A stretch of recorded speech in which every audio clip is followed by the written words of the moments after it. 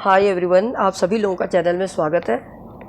आज का जो हमारा नेक्स्ट मैराथन सीरीज़ है, आज ये मैं सिनोनिम्स से रिलेटेड लाई हूँ, that is your language part, grammar से।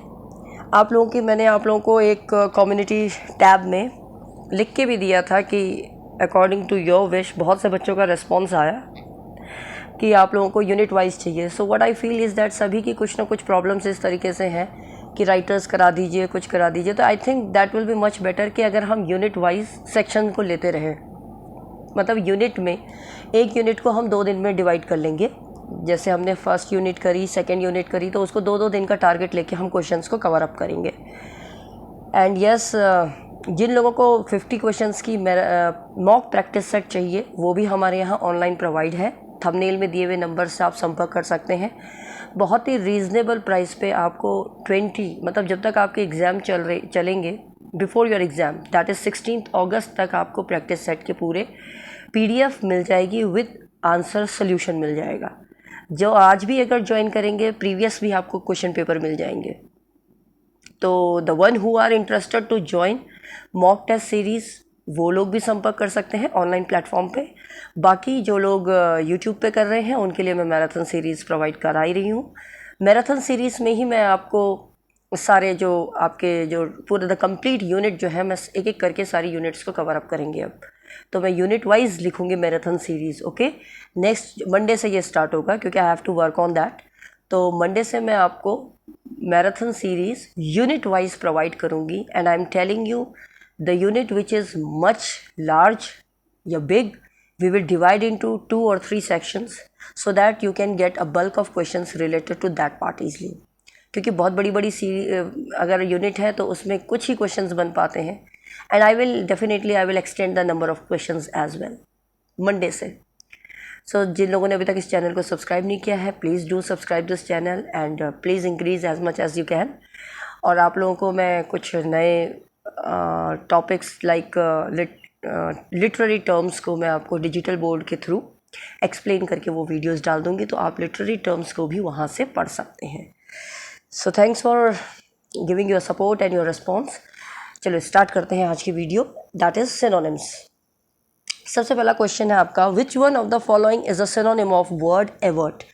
वर्ड एवर्ट का सिनोनिम, पर्यायवाची शब्द क्या है? तो सबसे पहले आपको ये पता होना चाहिए कि एवर्ट का मतलब क्या होता है, तो ऑटोमेटिकली हम इसमें से निकाल सकते हैं। देखिए, एवर्ट का मतलब होता है टालना। हम प्रोक्लेमेट कहते हैं, टालना, रोकना। ठीक है, कह देते हैं ना, अरे इसको आज नहीं, इसको कल करेंगे, टाल दिया हमने, रोक दिया।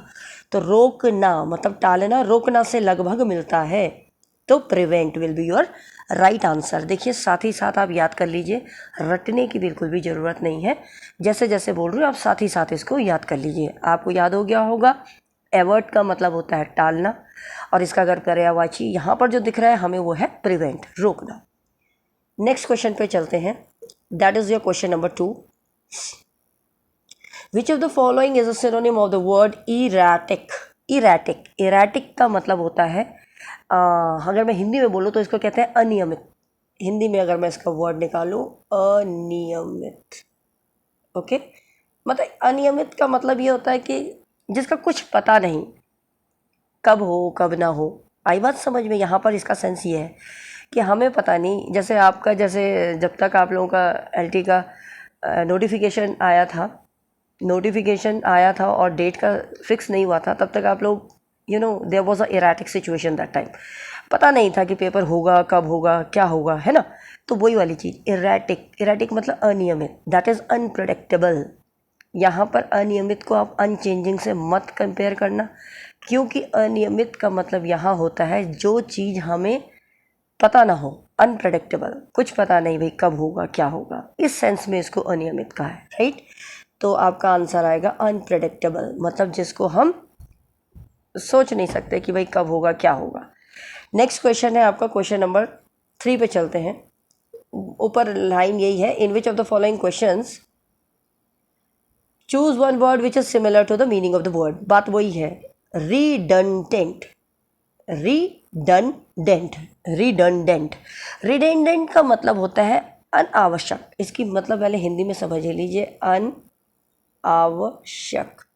अनावश्यक का मतलब आप जानते हैं, मतलब जिसकी ज़रूरत नहीं है, अननेसेसरी, ठीक है, अननेसेसरी। अब यहाँ अननेसेसरी का मतलब यहाँ किस सेंस में निकलेगा मैं आपको ये भी बता दूँ। कहते हैं ना ये इस चीज़ की ज़रूरत नहीं है, ये ज़रूरत से कुछ ज़्यादा ही है, इस सेंस में इसको हम बताएंगे। कहने का तात्पर्य है कि ये चीज़ की तो ज़रूरत थी नहीं, तो ज़रूरत से ज़्यादा ही हो गया है, उस सेंस में हम बोलते हैं रीडेंडेंट, अनावश्यक। मतलब हमें इस चीज़ की इतनी ज़रूरत नहीं थी, ये कुछ ज़्यादा ही हो गया, मतलब ज़रूरत से ज़्यादा। तो इसका जो मतलब बन के आएगा that is your superfluous. Superfluous का मतलब होता है ज़रूरत से ज़्यादा।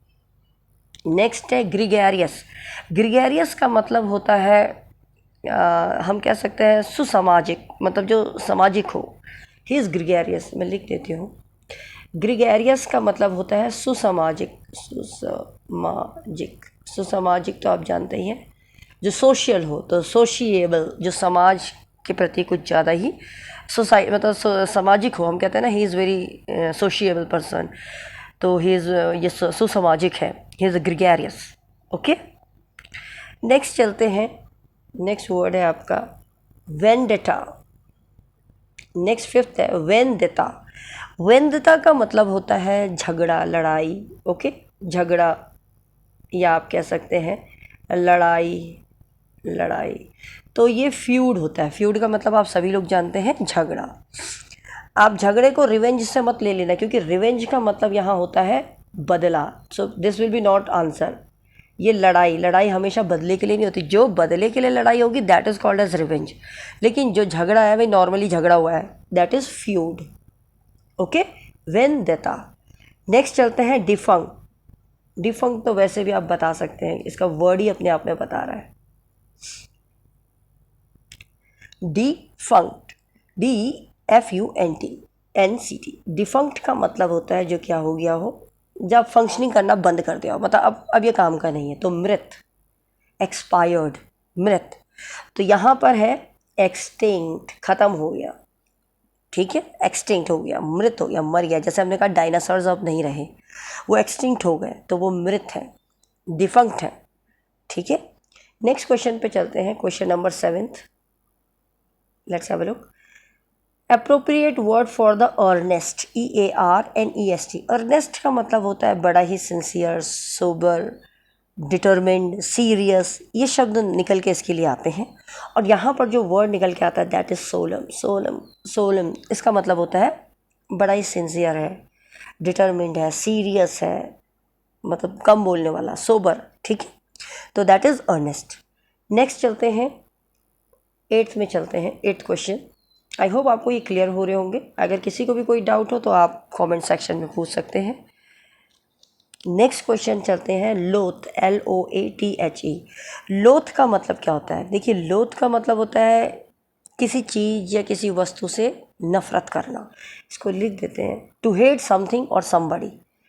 किसी चीज़ से नफरत करना लिख देते हैं। चलो, किसी वस्तु या चीज़ से नफ़रत करना, बस नफ़रत शब्द याद रखना, ठीक है। तो नफ़रत से तो आपको पता चल गया होगा कि लोथ कहाँ आएगा। लोथ का मतलब आप आराम से निकाल सकते हैं, that is your hate, HAT। Hate का, हर्ट का मतलब तो चोट हो जाएगा, ठीक है, हेट हो जाएगा। नेक्स्ट क्वेश्चन है 9th क्वेश्चन पे चलते हैं। ऊपर जो दिया हुआ है वो सेम ही है, मतलब वोकैबुलरी ही है, आपको सिनोनिम ही पता करना है। रिक्वेट्रा, ये रिक्वेट्रा नहीं होगा, रिक्वाइट होगा।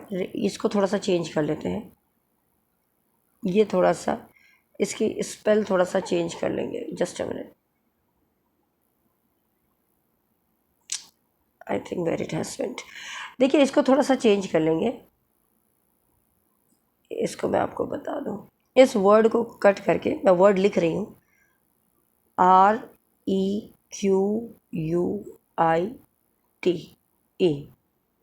रिक्वेट। रिक्विट, रिक्विट का मतलब होता है किसी चीज़ को दोबारा से पे करना, तो रीपे, इसका मतलब आ जाएगा रीपे, या रिटर्न, वापस करना, दोबारा से वापस कर देना, रिटर्न कर देना। रीपे करना, आपने किसी से लिया फिर उसको दोबारा से रीपे कर दिया, वापस कर दिया, ठीक है। फिर है आपका ऑब्ड्यूरेट। ऑब्ड्यूरेट का मतलब होता है बड़ा ही जिद्दी, हठी, हठी, ठीक है, या कह सकते हो आप जिद्दी,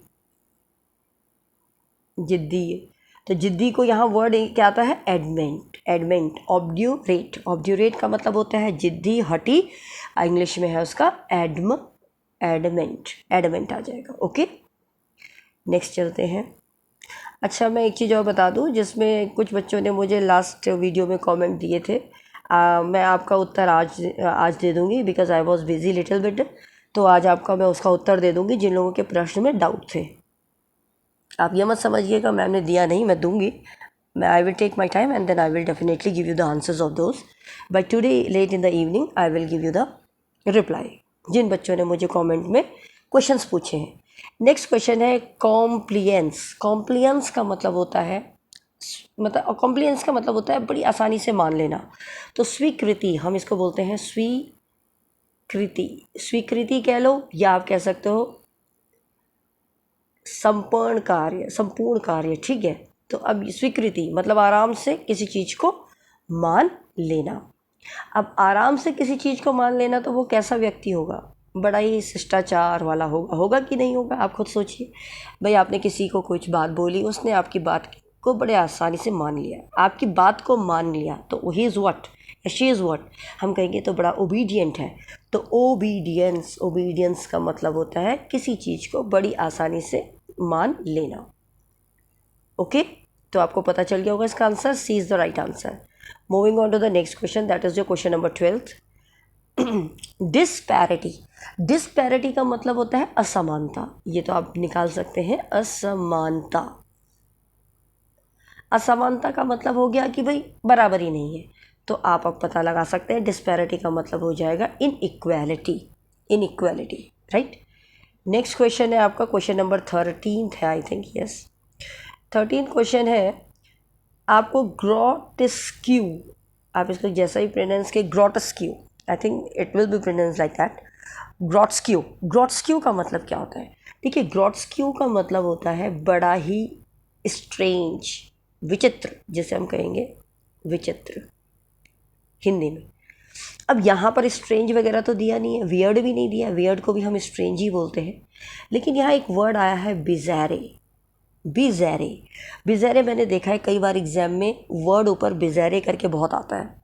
तो बिज़ारे का मतलब होता है अनोखा, विचित्र, अनोखा, इसको कह सकते हैं हम विचित्र, अनोखा है ये, ठीक है। So what will be the right option for this grotesque, it will be your bizarre. Moving on to the next question, that is your question number 14th। Meaning of vigilant. Vigilant का क्या मतलब, vigilant सब जानते हैं, vigilant आप लोग आसानी से जानते हैं, किसी चीज़ का चौकस रहना, कहते हैं ना, बड़ा ही ज़्यादा चौकस रहना, विजिलेंट, अलर्ट रहना, इसे हम हिंदी में अलर्ट भी कह सकते हैं, इंग्लिश में अलर्ट रहना, या चौकस रहना, हिंदी में चौकस रहना। तो चौकस रहना यहाँ पर क्या आएगा, सरकमस्पेक्ट, सरकमस्पेक्ट ये वर्ड आएगा, इसका मीनिंग सिनोनिम में, विजिलेंट, चौकस रहना, अलर्ट रहना, सरकमस्पेक्ट। नेक्स्ट है क्वेश्चन नंबर 15th, टॉरपोर।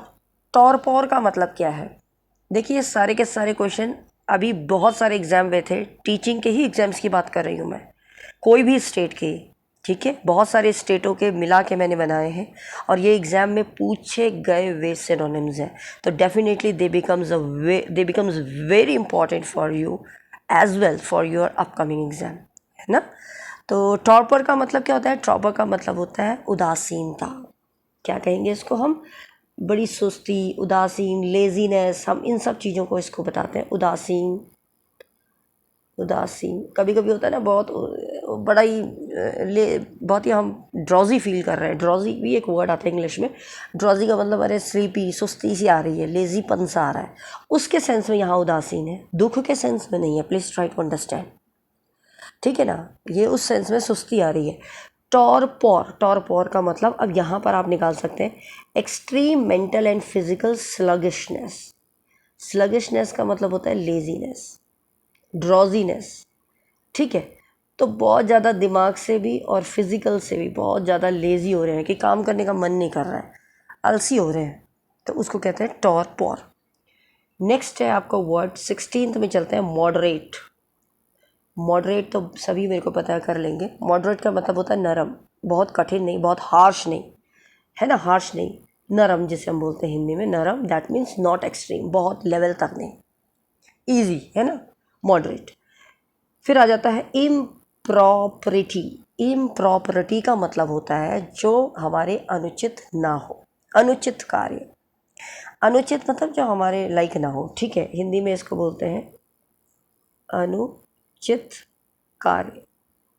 अनुचित कार्य, अब यहाँ क्या बन रहा है, अनुचित कार्य का अगर हम बोले मतलब हमारे अनुचित, मतलब हमारे लिए ये सही नहीं है। जैसे अब मैं किस सेंस में बोलूँ, अगर आप समझें इम्प्रॉपरिटी, तो इमोरल जिसे हम कह सकते हैं, मतलब हमारी नैतिकता के खिलाफ है जिसे हम कह सकते हैं। इम्प्रॉपरिटी का मतलब अगर मैं हिंदी में प्योर निकालूं तो आप कह सकते हो भाई हमारे नैतिकता के खिलाफ, अनुचित नहीं है कि भाई हम ये काम कर लें, किसी के यहाँ चोरी कर लें, कुछ कर लें, ये अनुचित नहीं है इस सेंस में, ये मोरालिटी नहीं है।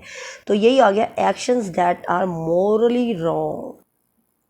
Actions that are morally wrong मतलब वो अनुचित कार्य, मतलब जो क्या है, नैतिकता के खिलाफ है। अगर हमने बोला किसी के यहाँ चोरी, तो इसीलिए हमने इसका वर्ड लिखा था अनुचित कार्य। अनुचित मतलब जो मोरली ना हो सही, तो अनुचित कार्य नैतिकता के खिलाफ जो काम हो उसको कहते हैं इम्प्रॉपरिटी।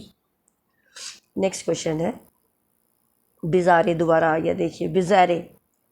अभी हमने पीछे भी किया था बिजारे, अगर आपको याद हो, हमने बोला था बिजारे क्या होता है, बिजारा होता है बहुत ही ज़्यादा अनोखा, है ना।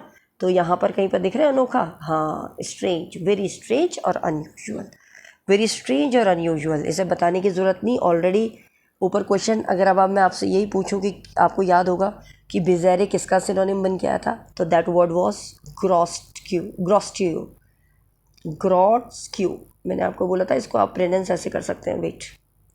बिजारे का एक और सिनोनिम, अगर ये तो दिया ही दिया है, दैट्स करेक्ट, लेकिन अगर यहाँ ना दिया जाता और यहाँ ये दे दिया जाता, ग्रॉट्स अभी पीछे किया था अगर आपको याद हो, ग्रॉट्स्क्यू, तो that will be the option. दोनों का मतलब होता है अनोखा, स्ट्रेंज, अनयूजुअल। क्वेश्चन नंबर 19 पे चलते हैं। इग्नोमिनी। इग्नोमिनी, इग्नोमिनी का मतलब होता है, इग्नोमिनी से ही समझ लीजिए, मिनी बदनामी, ऐसे याद रख लीजिए, इग्नोमिनी बदनामी, याद रखेंगे ना, बदनामी होना, बदनामी। तो बदनामी का क्या मतलब हो गया, पब्लिक शेम। भाई बदनामी तो पब्लिक में ही होएगी ना, तो इग्नोमी को ऐसे याद रख लीजिए आप, बदनामी से याद रख लीजिए इग्नोमी, तो याद रहेगा आपको public shame. Moving on to the next question, that is your 20th। Lugubrious. Lugubrious, lugubrious का मतलब क्या होता है, लुगुब्रियस का मतलब होता है अगेन उदासीन। अब यहाँ उदासीन देखिए अलग है, आगे मैंने आपको सुस्ती वाला बताया था, ठीक है, तो यहाँ पर है लुगुब्रियस, तो यहाँ पर सैड से रिलेटेड है, ठीक है, शोकाकुल। शोकाकुल, शोकाकुल मतलब उदासीन, दुखी, dejected. Dejected will be the right answer. Next question है incumbency, this is 21 question. Incumbency, incumbency का मतलब क्या होता है, इनकम्बेंसी का मतलब होता है पेंशनर, पदग्रही, मतलब किसी पद में रहे हों उसके बाद पेंशन मिलती है ना, उसे कहते हैं इनकम्बेंसी। तो ये होता है एक एन ऑफिशियल पोजीशन और the duration when one holds it, मतलब कोई भी एक ऑफिशियल पोजीशन या जो पीरियड में उसने किसी पोजीशन को क्या किया हो, होल्ड किया होगा, मतलब नौकरी की हो, तो उसके ऊपर उसको कुछ पेंशन मिलती रहती है, उसको कहते हैं इनकम्बेंसी। नेक्स्ट वर्ड है फ्रेंजी। फ्रेंजी का मतलब क्या होता है, फ्रेंजी का मतलब होता है आवेश, पैशन, हमेशा जोश में होना। फ्रेंजी का मतलब होता है आवेश, ठीक है, ठीक है, सॉरी आवेश नहीं, आदेश कह सकते हैं हम। तो इसका जो मतलब होगा वो होगा आपको किसी को पैशन, जिसे हम यहाँ पर कह सकते हैं पैशन। तो पैशन यहाँ पर मुझे ऐसा लगता है ये आंसर इन्होंने गलत, मतलब जो यहाँ पर बना के दिया था, I think that is wrong. I will see it, I am just taking this question, क्योंकि इसका एक्साइटमेंट होना चाहिए, लेकिन मैंने बहुत सी बुकों में देखा तो ये ग्यूल भी था, तो इस क्वेश्चन को अभी आई एम मैं आपको ये कम्युनिटी टैब में बता दूंगी। फ्रेंजी, फ्रेंजी का वैसे मतलब होता है पैशन। पैशन का मतलब आप जानते हैं ना, जोश, आवेश। लेकिन यहाँ पर इसका मतलब निकल के इन्होंने दिया है छल धोखा। ये किसी को एग्जाम में पूछा गया था और उन्होंने वहाँ छल धोखा दिया है। तो I am having doubt in this question, so I will see it. 22 को मैं आपको कम्युनिटी टैब में डाल दूँगी। सभी लोग कम्युनिटी टैब में इस आंसर को देखिएगा। अभी मैं इसके ऊपर राय नहीं दे सकती हूँ। I think there is some mistake in this option. ठीक है, नेक्स्ट चलते हैं। नेक्स्ट क्वेश्चन है 22 को मैंने अभी ब्रेक लिया है। 22 को हम अभी छोड़ रहे हैं।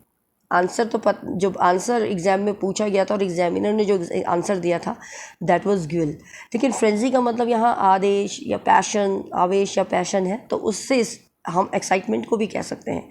तो एंथुसियाज्म भी लगभग मिलता है। तो इसलिए मैं इस क्वेश्चन को यहाँ पर drop out, okay no need to drop out. देखिए हमने क्वेश्चन नहीं पढ़ा ना, ड्रॉप आउट करने की ज़रूरत ही नहीं है। बिल्कुल सही है, बिल्कुल सही है। देखिए ऐसा ही हो जाता है, कभी कभी हम क्वेश्चन को नहीं पढ़ पाए, जब हम भी गलती कर दिए।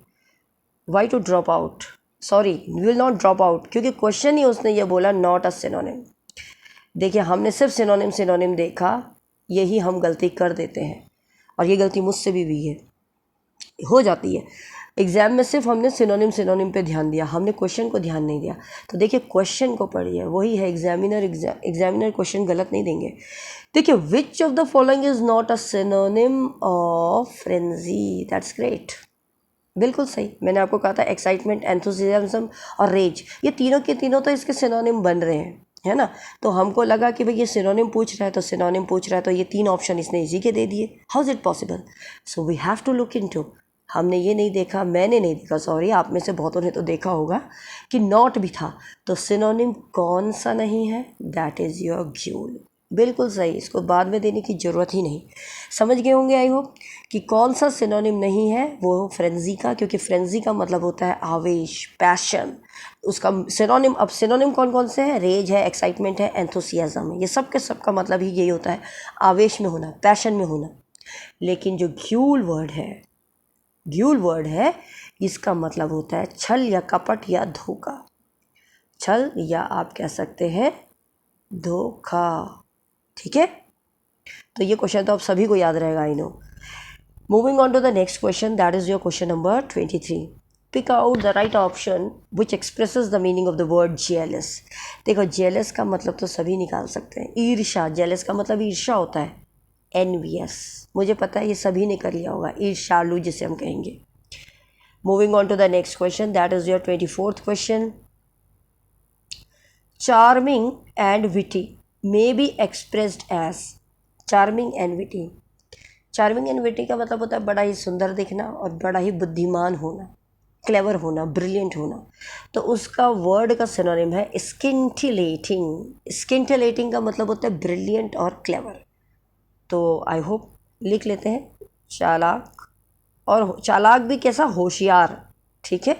और बुद्धिमान, बुद्धि मतलब चार्मिंग एंड विटी, इसका एक वर्ड आ जाता है स्किंटिलेटिंग। नेक्स्ट वर्ड है स्कीमैटिक। स्कीमैटिक का मतलब क्या होता है? स्कीम से आप निकाल सकते हैं, स्कीमैटिक, स्कीम का मतलब क्या है? योजना। मैटिक, बद्ध, तो योजनाबद्ध। तो योजनाबद्ध मतलब ड्रामेटिकली हमने इस चीज़ को किया है। तो schematic is the right word. I hope आपको आज के ये वोकैब समझ में आए होंगे, सिनोनिम्स। अगर आपको इनमें से किसी को भी इनमें से रिलेटेड कोई क्वेरी हो, then please do mention in your comment section. और आप सभी को गुड लक आपके एग्ज़ाम के लिए। बहुत ज़ोर शोर से ढंग से तैयारी कीजिए। एंड यस, मंडे से मैं आपको यूनिट वाइज दूंगी क्वेश्चंस। एक एक यूनिट हो सकता है, जो बड़ी यूनिट है वो 3 सेक्शन में भी आ सकती है, मैं यूनिट 1 करके ही लिखूंगी। तो आप समझ जाइएगा, यूनिट 1, यूनिट 2 जिस तरीके से भी होगा। I will start with which unit, I will later on discuss it. तो मंडे से मैं स्टार्ट करती हूँ। और आप सभी को, जिन लोगों ने इस चैनल को सब्सक्राइब नहीं किया अभी तक, please do subscribe this channel. अपना सपोर्ट दीजिए, अपना प्यार दीजिए, जिससे ये बहुत ज़्यादा ग्रो कर सके और मैं ज़्यादा से ज़्यादा आप लोगों के लिए वीडियोस ला सकूँ। Thanks for watching this, meet in the next video, till then bye, take care.